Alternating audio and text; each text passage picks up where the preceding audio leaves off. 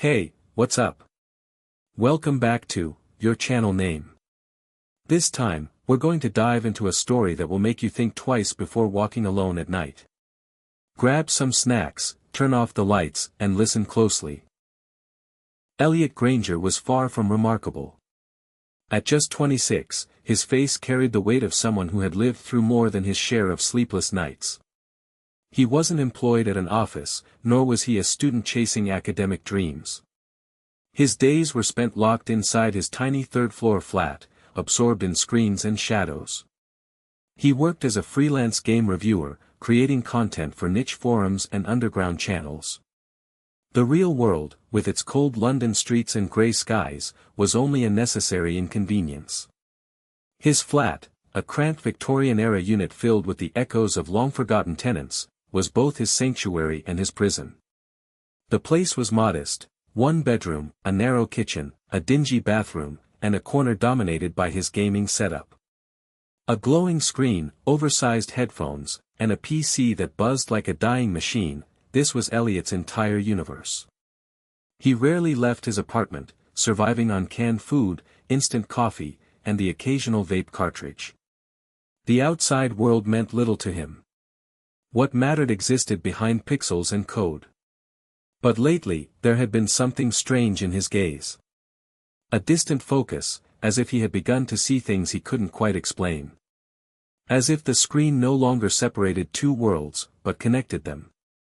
One sleepless night, Elliot scrolled through the darker corners of the web, forums buried under years of digital dust, where anonymous users exchanged illegal betas and obscure prototypes. It was there, among broken links and corrupted posts, that something caught his eye. A thread with a black background and blood-red text. The user who posted it had no history, no avatar, and only one message: there are games that play you back. Hollow Nest. Size, 666 megabytes. Below it, a strange link, not a Google Drive or Mega Upload, but a raw IP address pointing to a direct download. No comments, no replies, no likes, just that cryptic message. Curiosity took over caution. Without scanning for viruses or firewalls, Elliot downloaded the file. There was no installer, no zip folder, just a single .exe file with a black spiral icon. No developer tag, no license, no readme. It existed like a ghost in the machine, silent and unexplained. That kind of mystery was irresistible to someone like Elliot. In all his years exploring the gaming underworld, nothing had ever felt this alien, this forbidden. The size struck him, exactly 666 megabytes. It felt like a joke, a dark gimmick by a twisted developer. But when Elliot opened the file in a hex editor, something strange happened. The file wasn't structured like other indie games. It was heavily encrypted, and the few visible notes hidden in the code weren't in English. They were in Latin, fragments of what seemed like ancient texts, rituals, or warnings. He tried running a translation app on a few phrases. One line translated to, "Your soul shall not return." Another read, "It shall enter through your eyes." More cryptic lines followed, referencing impossible dates, some centuries before Christ, others marked as time unknown. It was as if the game contained more than just programming, something ritualistic, almost sacrificial, embedded into its very design. Any rational mind would have deleted the file and moved on. But Elliot wasn't driven by logic anymore. Years of isolation had dulled his instincts. Fear had been replaced by numbness. And in that numbness, he found obsession. He double-clicked the .exe. The screen went black. And something woke up. The game didn't begin with a title screen. No options, no brightness sliders, no audio controls. It simply opened to darkness. In his headphones, Elliot heard the sound of heavy breathing, erratic, shaky, as though someone was trapped in the dark with him. It wasn't music. It wasn't ambient noise. It felt too real, too human. Slowly, a faint light appeared, illuminating a decaying room. The walls were cracked and moldy, the floor littered with debris. It looked more like found footage than a game render. The cursor transformed into a single eye. There was no avatar, no visible hands or body, no indication of who, or what, he was playing as. The character walked, but footsteps echoed too close, as if someone else was following behind. There were no objectives, no maps, no missions. Just a hallway that seemed to breathe along with the sound in his headset. The more he explored, the more the breathing began to sync with his own. At first, he thought it was a psychological trick. Games often used sound design to manipulate player tension. But this was different. The rhythm, the gasps, the hesitations, it was as if the game wasn't just responding to his actions, but mirroring him. Reflecting his fear. His breath. The graphics were unlike anything Elliot had ever seen. Not in their complexity, but in their realism. The textures weren't just high resolution, they felt authentic, like scanned images of real walls, real dust, real decay. The lighting didn't simulate atmosphere, it was atmosphere. It felt like walking through a recording of an actual place, not a digital world. As he moved deeper into the game, Elliot started noticing strange details. One carpet had a pattern eerily similar to the one in his own flat. The chipped paint on the door resembled the mark near his bathroom. The noise of the ceiling fan sounded identical to the one he slept under every night. At first, he told himself it was coincidence. But soon, the similarities became too specific. The more he explored, the more the game seemed to reflect fragments of his own life. Not in vague references, but in exact, terrifying replicas. Then he saw something that made his stomach drop, a crack on the virtual wall, running in the exact same curve as the one near his kitchen sink. In that moment, Elliot felt the shift. This wasn't a game designed to feel real. It was real, or at least, it had become real. And the longer he played, the less sure he was about which world he belonged to. As Elliot moved deeper into the crumbling corridors of Hollow Nest, the atmosphere shifted from unsettling to invasive. Shadows flickered where they shouldn't. Walls began to sweat, as if the game engine was breaking down. But what disturbed him most were the moments, barely perceptible frames, that flashed on the screen. He would blink and miss them, but they were there. A chair in the corner of a room, identical to the one near his desk. A broken coffee mug, matching the one he had accidentally shattered last week. Then, a clearer image appeared, the peeling wallpaper behind his bed. Not similar, identical, down to the exact tear in the shape of a bent cross. The screen returned to the game environment as quickly as it had changed, but Elliot had seen enough. These weren't random glitches. The game wasn't pulling from stock images or procedurally generated assets. It was pulling from him. Whether it was scanning his memories, using his webcam without permission, or worse, he didn't know. But it felt intentional. As though something on the other side was watching him back, learning, imitating. And the game, rather than telling a story, was becoming a mirror. By the time Elliot reached what resembled a rusted stairwell in the game, the breathing had changed. At first, it had been ambient, a recorded loop to unsettle the player. But now it was breathing with him. Each inhale and exhale, perfectly matched. He paused, and the sound paused too. He held his breath, and the silence held with him. It was no longer immersion, it was synchronization. The game had learned his rhythm. It had mapped his fear. Every anxious sigh, every stuttered inhale, it was being echoed back in real time. He began to test it, subtly altering his breath. The game responded instantly, like a living organism adjusting to its host. There was no code that could do this, not without biometric data, not without invasive hardware. Yet Elliot hadn't given the game any permissions. No camera access. No microphone input. Still, it knew. It listened. The realization hit him like cold water, the game had bypassed permission. Or worse, it never needed to ask. The line between game and reality began to dissolve. As Elliot stared at the screen, he felt a subtle tug on the mouse. Not a slip of his hand, but movement against his control. He pulled it back, but seconds later, it jerked again.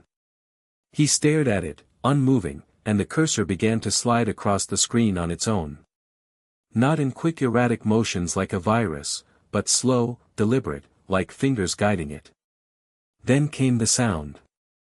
A soft, almost imperceptible creak from behind him, the door to his flat inching open, though he remembered locking it. The air shifted in the room, as if someone had entered without sound. He turned instinctively, but saw nothing. Yet the sense of presence was unmistakable. Something had changed. He wasn't alone. He paused the game. The screen froze, but the breathing continued. Now it was coming from his headset and from behind him. Identical, synced. He ripped the headphones off, but the sound didn't stop. Despite everything, Elliot returned to the game. He told himself it was to investigate further, to understand. But deep down, he knew something inside Hollow Nest had taken hold of him. It was no longer just curiosity. It was compulsion. The character reached a narrow hallway lined with what looked like old asylum doors. One swung open as he approached, without input. Inside was a dimly lit room, bare, except for a rotting desk and graffiti-covered walls. He scanned the texture, looking for something familiar. That's when he saw it. Near the baseboard, scratched into the digital wall with some invisible blade, was a name, Elliot. Not just a name, it was his handwriting. Slanted, rushed, carved deep into the texture like it had bled through time. He hadn't entered it. There had been no user input. The game had written it for him. His chest tightened. Something inside this code knew him. Not just his location or habits, but intimate details. His name. His writing. His identity. Panic now overpowered obsession. Elliot moved the cursor toward the escape key, ready to shut the game down. But the game responded with resistance. There was no exit menu. No desktop cursor. No Control plus Alt plus Delete. He pressed Alt plus F4, but the screen remained unchanged. He checked the task manager, Hollow Nest wasn't even listed. Instead, in the corner of the screen, where the Quit option usually sat, new text had appeared. Faint at first, but growing bolder, Stay with US. The font wasn't system-generated, it was handwritten, trembling slightly as if etched by an unseen hand just moments ago. Elliot stared at the message, heart pounding. It wasn't a suggestion. It was a command. The game no longer behaved like software. It was acting like a will, a presence that didn't want to be shut off. His screen dimmed slightly, and the text pulsed. Stay with US.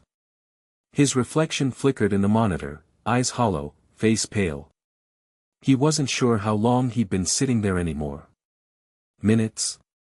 Hours? Something deeper had begun. And it wasn't going to stop. Elliot's eyes were drawn to the upper corner of the screen, where the in-game timer usually displayed how long a player had been active. But now, the digits had changed. Instead of counting up, it had reversed itself into a timer ticking down. 2 hours 17 minutes and 48 seconds, 2 hours 17 minutes and 47 seconds. He hadn't noticed when it started, but it was counting steadily toward a specific time, 3:33 a.m. The hour known in folklore as the Devil's Hour. A time when the veil between worlds thins, and spirits are said to move most freely. A chill traced his spine. He glanced at the real-world clock on the bottom of his monitor. It matched perfectly. Every second in the game was synchronized to real time. But what would happen when the countdown hit 0? A boss fight? A system wipe? Or something else, something that didn't exist within the realm of code? He reached to shut the computer down manually, but the power button didn't respond. No whir of winding fans, no blue LED flickering off. The machine stayed alive, pulsing quietly, as if it were breathing. The light from the monitor was the only thing illuminating the room now. Elliot's eyes were dry, strained from the hours he'd spent staring, but he couldn't look away. Something on the screen had changed, not in the game, but around the frame of his own reflection. For a fleeting second, his reflection blinked, but his eyes hadn't. He froze. Leaned closer. Tried to catch it again. There it was. The reflection moved a fraction faster than he did. Not lagging, leading. As if whatever it was had grown confident enough to test its limits. A phantom mimic just slightly ahead of its host. Then it tilted its head, ever so slightly, a motion he hadn't made. He recoiled, heart hammering. The reflection smiled faintly, his own smile, but drawn with wrong angles, stretched subtly past the boundaries of normalcy. It was learning faster now. And it wanted him to see it. The air in the room thickened, as if something was distorting the space around him. When Elliot turned away from the screen for a moment to collect himself, he noticed something odd on his desk. A small, rusted key. Its texture was unmistakable, corroded iron, stained green from age and moisture. He recognized it immediately. It was the key he had just picked up in-game minutes ago, from the floor of an abandoned chapel buried deep in Hollow Nest. But it wasn't digital anymore. It sat there, cold, real, and wet with condensation, as if freshly pulled from underground soil.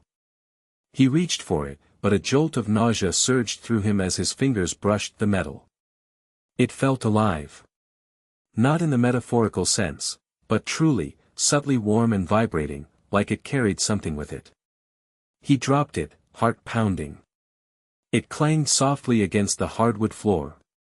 He didn't dare pick it up again. Somehow, the game was no longer confined to his screen. It had begun bleeding into reality. Elliot progressed cautiously through the next area of the game, his nerves raw. The digital world had grown eerily quiet, no background music, no wind, not even static. Then, ahead in the hallway, he saw it. A figure. Standing still. Facing away. Silent. At first, it seemed like a simple character model, an ambient design element. But then he noticed the details. The hoodie. The worn-out jeans. The bandage over the left hand from a recent cut. It was him. An exact replica of himself, rendered in the game with horrifying precision. It didn't move. It didn't turn. It simply stood, as though waiting. Watching. Or worse, mirroring. Elliot backed his character away slowly, but the double remained in place. Only when he looked away for a second to check his surroundings did it vanish. When he turned back, the hallway was empty. Elliot guided his in-game character toward a rotting door at the end of a dim corridor. The moment he pressed the interact button, the door groaned open with a shrill, echoing creak. That exact same second, the bedroom door behind him opened. No footsteps. No draft. No pressure on the handle. Just a slow, deliberate movement. The sound was identical to the one in his headphones, pitch perfect. It was no coincidence. He spun around, expecting someone, something, but the hallway was empty. His heart pounded so loud he could hear it in his ears. He closed the door quickly, locking it, bolting it. Then returned to the game.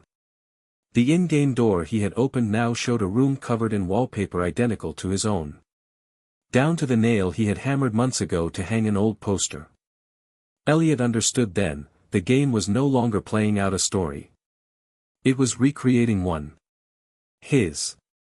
At first, Elliot thought the flickering shadows on his bedroom wall were a trick of the monitor light. But the deeper he looked, the more he realized something was off. The shadow angles were wrong, bending toward the light source, not away from it. He stood up, walked toward the wall, and slowly moved his hand in front of the screen. His real shadow appeared normally, but the others didn't change. They remained there, three distinct silhouettes, all still and humanoid. They did not mimic his motion. They didn't belong to anything in the room. They just were. One shadow's arm twitched suddenly. He spun around. No one. But when he turned back, the shadows were closer. Inches from his own. As if the boundary between the real and the unreal was collapsing, and these silhouettes were testing their proximity to his existence. He shut his eyes. When he opened them again, the wall was empty. For now. Elliot tried to exit the game. He needed a break. To breathe. But when he hit quit to menu, the screen glitched violently. Static bled through the speakers. Then the screen faded to black, no interface, no options, just that spinning loading symbol. That's when the whisper came. It wasn't in the headphones. It was behind his right ear. A breathy, slithering voice that spoke in a language he didn't know, but somehow understood.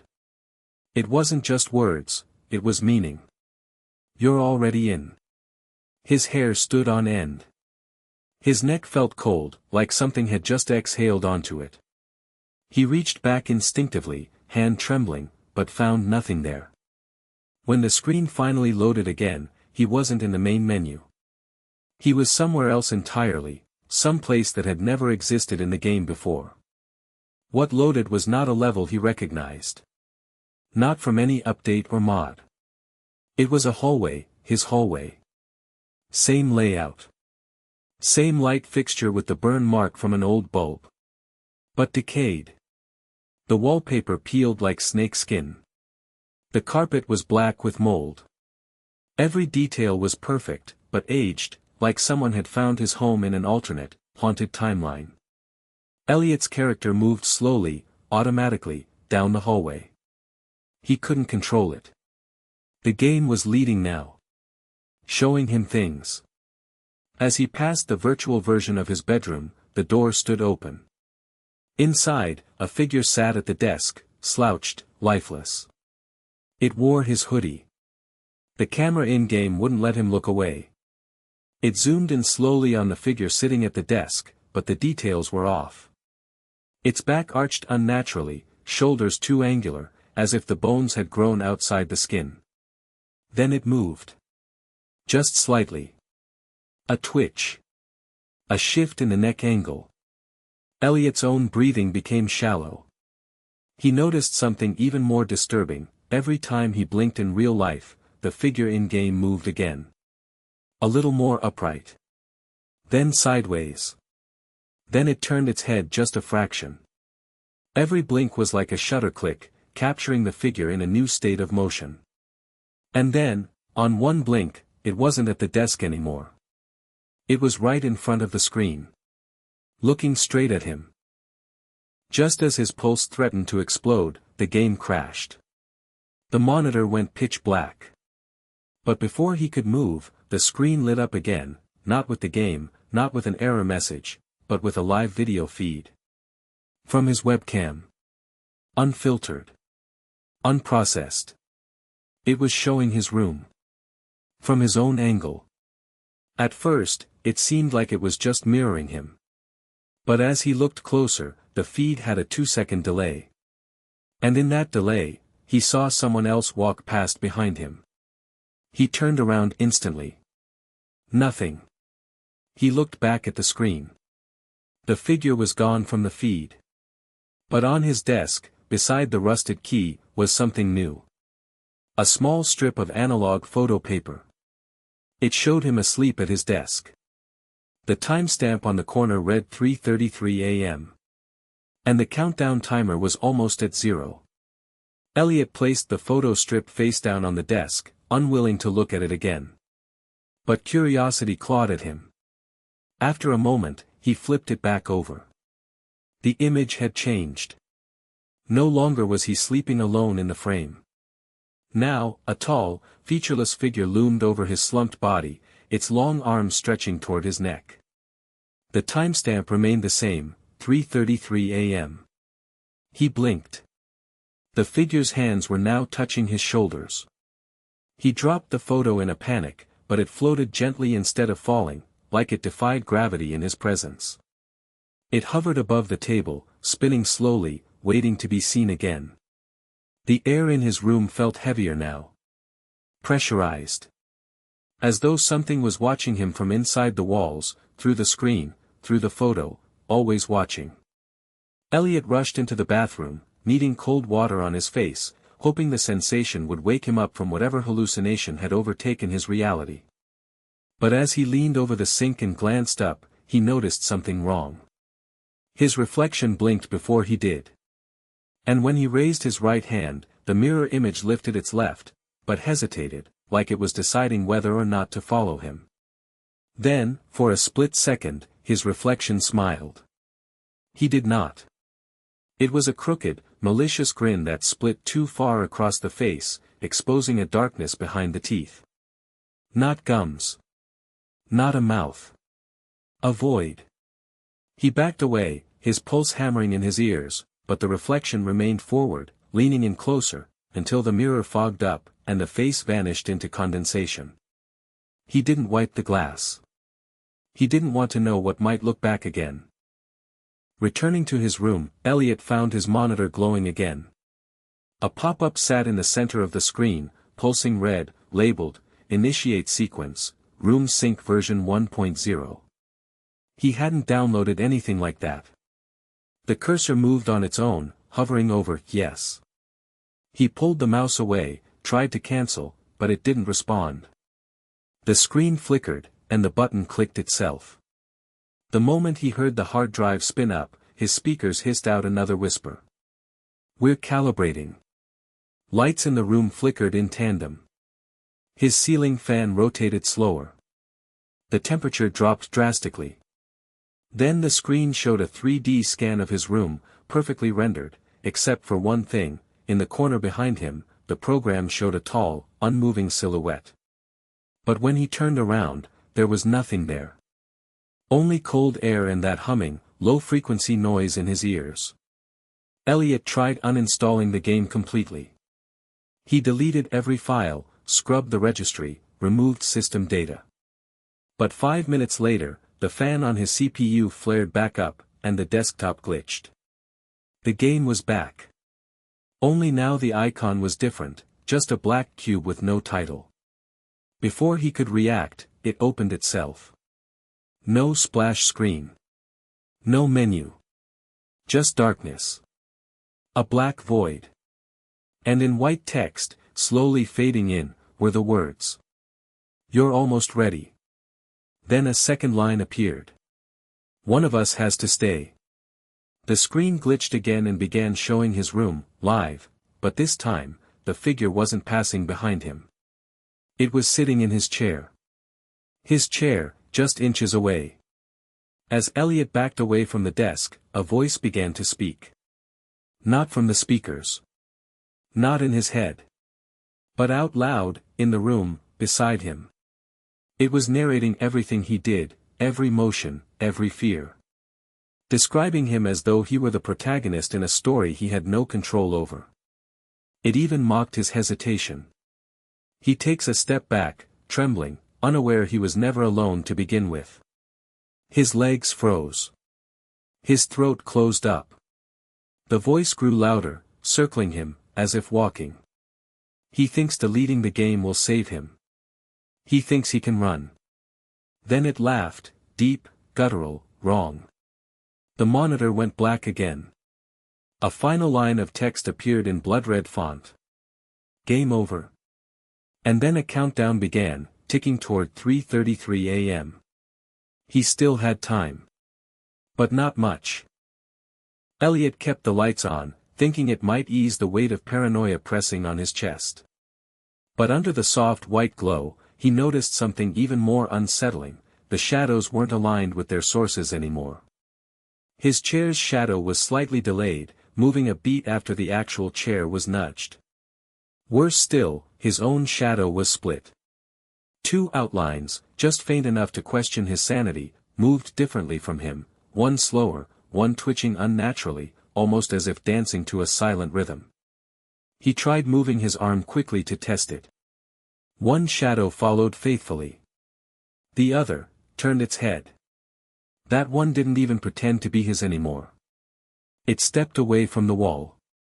And vanished beneath the bed. Out of instinct, Elliot sat back at the desk.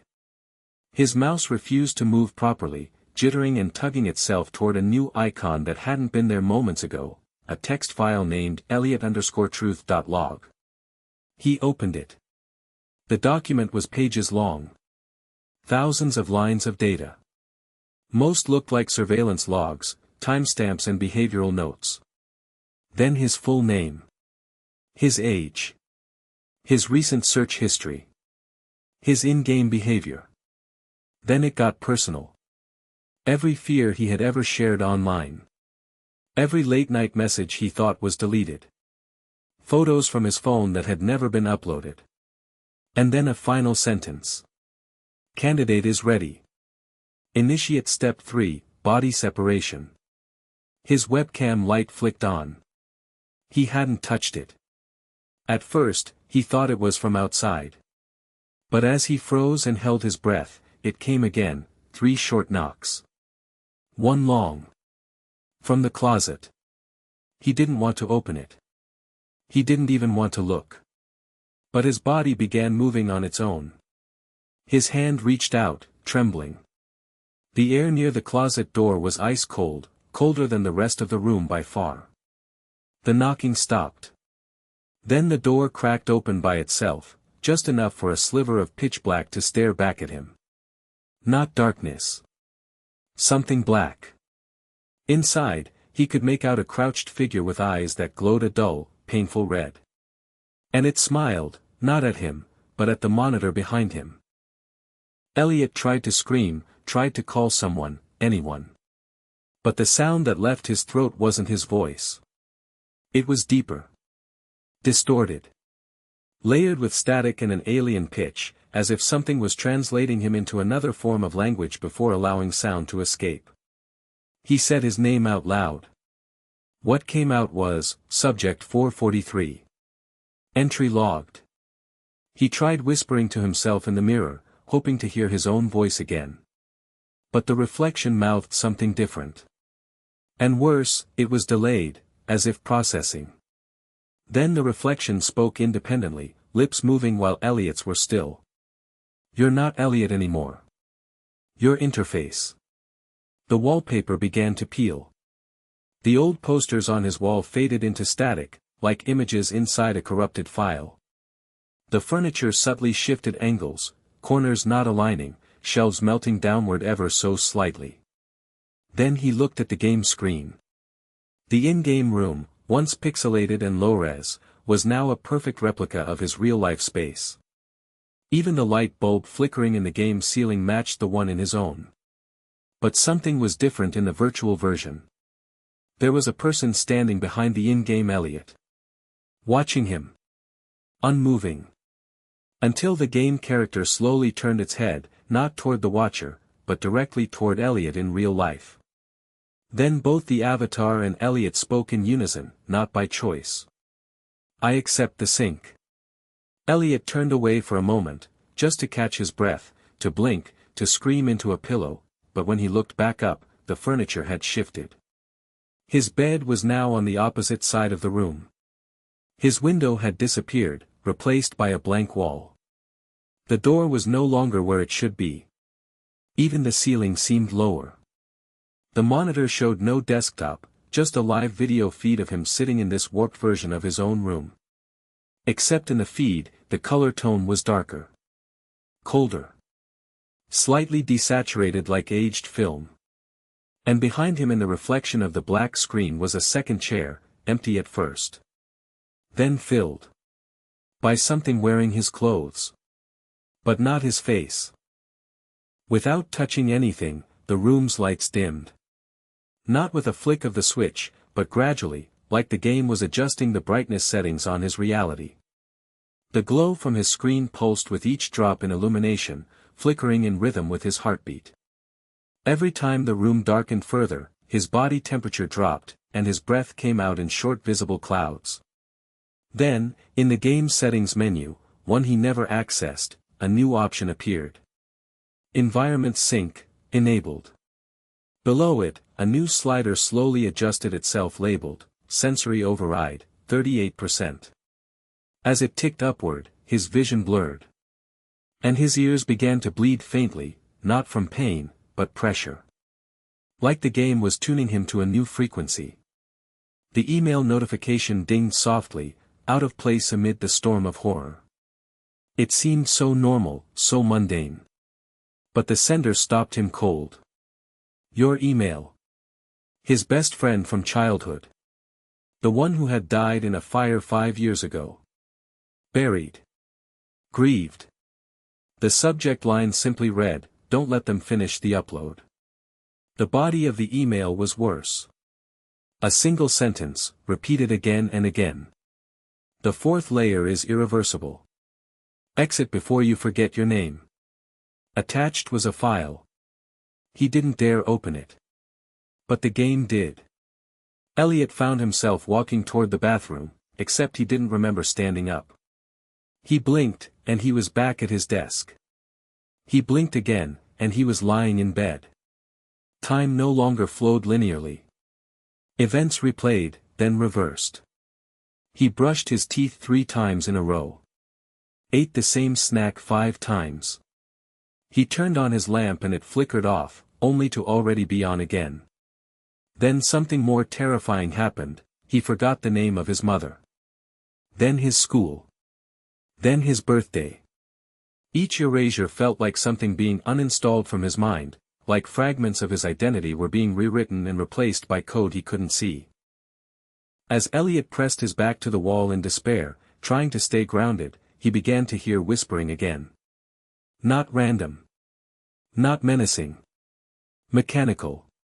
Repetitive. The voices were speaking his name, his old gamer tag, his passwords, every security key he had ever used. But backwards. They didn't sound like voices anymore, either. They sounded like data streams given breath. He covered his ears. But the whispering moved inside his skull, vibrating behind his eyes. One phrase echoed louder than the rest. You signed the terms. We just made it visual. And then, in his mind, a single image burned into clarity, his own face distorted, pixelated, and labeled. Player 2, ready. Elliot staggered to the mirror, desperate to find something familiar, something human.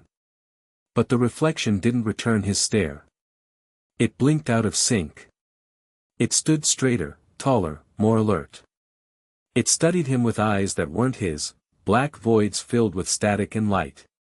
Its mouth moved silently, then smiled slowly, as if pitying the man before it. When Elliot raised his hand, the reflection didn't follow. Instead, it placed its own hand against the glass. And on the inside, letters began etching into the mirror's surface, glowing red like hot metal. You were never the player. Back at the desk, the monitor began vibrating violently. The screen cracked in spiderweb patterns but never fully broke. Lines of code raced across the display. Symbols from languages Elliot couldn't read merged with his own online footprint, his chats, his saved games, his video calls, stitched into a single long stream. A black terminal opened on its own and typed. Final phase, personality upload, 99%. He tried to yank the plug, but his hands wouldn't move. His body had gone cold. Numb. He was still conscious, but no longer in control. The lights went out. Only the screen remained, illuminating his horrified expression as tears streamed down his face. Then, total darkness. The room stayed black. But from the speakers, a distorted voice began speaking. At first, unrecognizable. Then unmistakably, his own voice. From recordings he had never made. It was narrating everything that had just happened. Every thought. Every fear. Every twist. It spoke about the shadows. The game. The knock from the closet. And then it said something Elliot hadn't yet done, he's going to scream now. And he did. Because in that moment, he realized. His story was being told by something else. Something that had finished writing him. Somewhere in the void, a new Twitch stream went live. It featured a room that looked exactly like Elliot's. Dim, glitching slightly, and empty, at first. Then he entered the frame. But not the Elliot from before. This version stared blankly, no emotion. His movements were stuttered, robotic, sometimes pausing mid-motion before resuming like a broken loop. Thousands watched. Chat filled with messages like, "Is this real? He's so deep in character. Where can I download this mod?" No one realized this wasn't a game. The real Elliot was still inside. Screaming silently behind the eyes of the puppet now bearing his name. Somewhere, on an obscure gaming forum, a user posted a warning. If your game starts glitching and mirrors your room, stop playing. Don't sync it. Delete everything. Or you'll become like him. Attached to the post was a distorted image of Elliot, barely visible in the corner of a shadowed room, staring straight at the camera. Most people thought it was just part of a viral horror project. But others knew better. Because late at night, in certain servers, the game still installs itself. No developer name. No files. No uninstall option. Just one setting. Sync environment, enabled by default. And if you launch it, sometimes you'll hear Elliot's voice narrating. Your story. That was our story for tonight. Do you think it's just an ordinary tale, or is there something more to it? Share your thoughts in the comments. Don't forget to like, share, and subscribe so you won't miss the next stories. See you, if you still dare to watch next time.